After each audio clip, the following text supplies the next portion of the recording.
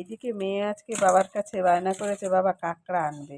তা কাঁকড়া আমরা খুব একটা কোনোদিনই খেতাম না, ও একটু ওর এক কাকি আছে তার কাছ থেকে খাওয়া শিখেছে।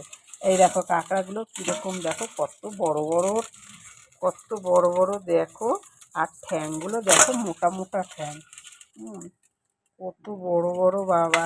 আর আমরা খাবো পার্শে মাছ, আর ওকে কাঁকড়া মাছ করে দিতে হবে। তা কাঁকড়া মাছটা চলো এইভাবে আমি তোমাদেরকে দেখালাম, এবার আমি কেটে নিচ্ছি। এই যে দেখো, এই দেখো মাছগুলো, এখন আমি কাঁকড়া মাছ কাটবো। দেখো পাগুলো কিরকম করছে দেখেছো, নাড়াচাড়া নাড়াচাড়া করছে। এই তো কাটা খুব কষ্ট, সবাই কাটতে পারে, আমি অত ভালো পারি না, তবু কেটে নেবো। এই দেখো, এই দেখো একটা পালিয়ে যাচ্ছে, বুঝেছো তো? এই পালিয়ে যাচ্ছে, পালিয়ে গেল চলে গেল আর একটা কোথা দিয়ে। দাঁড়া, ওটাকে ধরতে হবে। এবার এই দেখো,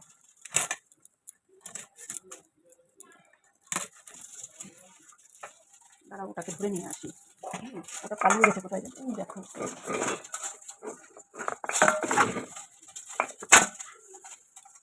এই দেখো, দেখেছো কিরকম দড়ি দিয়ে বেঁধে তারপরে বিক্রি করে। এই দেখো,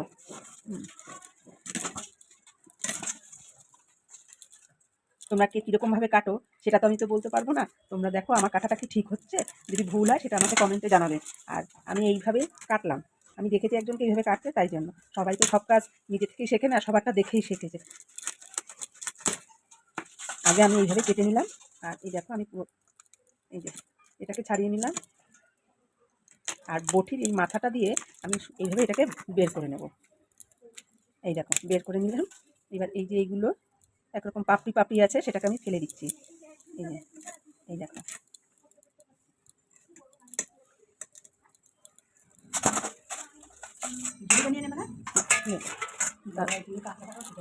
এই দেখো,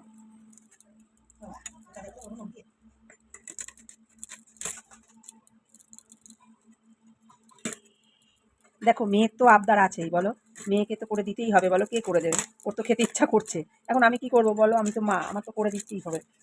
তা না পারলেও চেষ্টা করতে হবে, তবে আমারও তো শেখার দরকার আছে, বলো। আমিও একটু শিখে নিচ্ছি।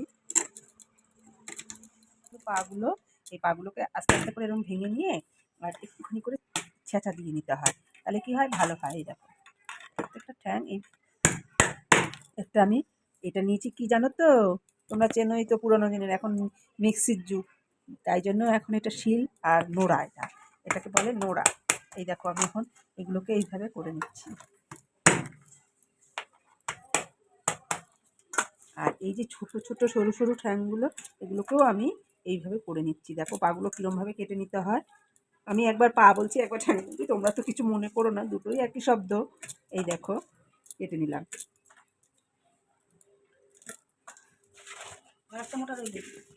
এখন আমি কাঁকড়া মাছটা রান্না করব। তা তেল কড়াইতে গরম করতে দিয়েছি, তেলটা গরম হয়ে যায়, তারপরে কাঁকড়া মাছটাকে ভেজে নিয়ে কীভাবে মশলা দিয়ে করব। তোমরা কে কীরকম রান্না করো আমি তো সঠিক জানি না, তবে ভুল হলে একটু বলো। আমি রান্না করবো এটাকে সুন্দরভাবে। তোমাদের এখানে শীতটা কেমনভাবে পড়েছে সবাই বন্ধুরা বলো তো? আমাদের এখানে পড়েছে, আমরা গায়ে দিচ্ছি এখন থেকে সোয়েটার, কম্বলটা গায়ে দিচ্ছি হালকা হালকা, বেশি না, আবার বেশি দিলে গরমও লাগে, তাই দিচ্ছি। কিন্তু সব বাচ্চাদেরকে কিন্তু ঠান্ডা, যারা নতুন এসেছে সবে মাত্র, তাদেরকে বলছি তারা খুব সতর্কবার্তাভাবে এদেরকে রাখতে হবে। দেখো তেলটা গরম হয়ে গেছে, এবার আমি কাঁকড়া মাছগুলো একটু ভেজে নিই।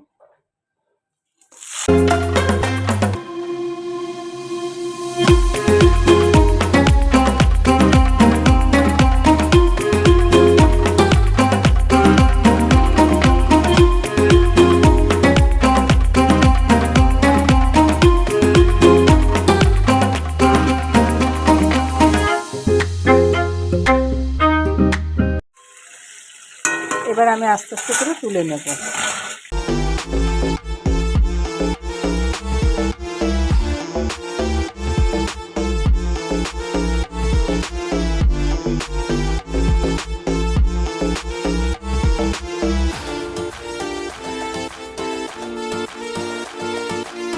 কড়াইটার তেলটা তো মাছ ভাজার, যে কাঁকড়া মাছ ভাজার তেলটার মধ্যেই আমি জিরা আর তেজপাতা, এই দেখো এই যে তেজপাতা আর এই যে জিরা সোমবারটা দিয়ে দিলাম, দিয়ে আমি নাড়াচাড়া করে নিচ্ছি। এর মধ্যে দেখো আমি এই অল্প একটুখানি পেঁয়াজ ভেজে কেটে রেখেছি, এটাকে আমি ভেজে নেব। পুরোটা ধরে দিলাম।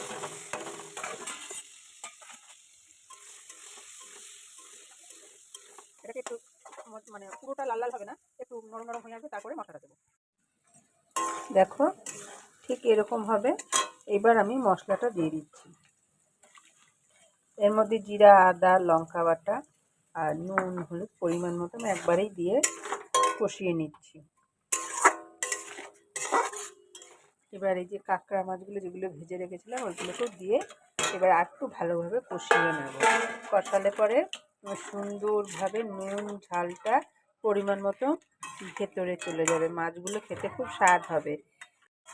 এইবার আমি ভালোভাবে এই দেখো কষিয়ে নিচ্ছি সুন্দরভাবে। দেখো এবার আমি অল্প জল দেবো, বেশি দেবো না, অল্প।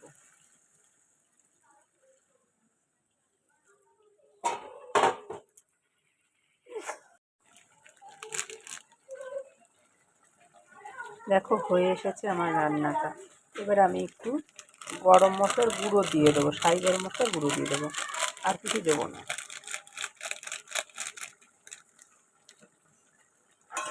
এবার আমি নামিয়ে ফেলবো। তোমাদের তো আমি বলেছি আমি এক হাতে করছি, যেহেতু মোবাইলটা ধরা আমি নামানোটা দেখাতে পারবো না। এবার আমি আস্তে আস্তে 2 হাত দিয়ে তো গরম করাই জানোই, ছ্যাঁকা খেলে কী হবে। দেখো রান্নাটা হয়েছে সুন্দর, দেখো মাছগুলো কেমন হয়েছে দেখতে। আর এই যে মোটা মোটা পাগুলো বলেছিলাম না, এই দেখো এই দেখো মোটা মোটা পাগুলো, এই দেখো। কেমন লাগলো বন্ধুরা তোমরা বলবে সবাই।